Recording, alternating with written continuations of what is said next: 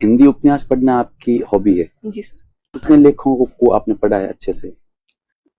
Sir मैं जहाँ तक ये भी याद कर पा रही हूँ, मैंने 5-7 जो लेखक हैं उनकी काफ़ी बुक्स पढ़ी हैं, काफ़ी नॉवेल्स पढ़े हैं उनके। जैसे कि प्रेमचंद जी की कौन कौन सी पुस्तकें पढ़ी आपने? सर प्रेमचंद जी के गोदान, रंगभूमि, सेवा सदन, निर्मला, ये उपन्यास मैंने प्रेमचंद जी के पढ़े हैं।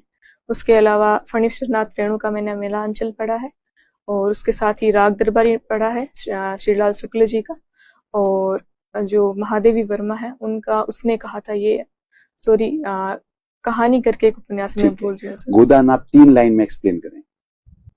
सर गोदान जो तत्कालिक समस्याएं थी, जो 1936 के आसपास की जो भी भारत की समस्याएं थी, उनका यथार्थ चित्रण करता है।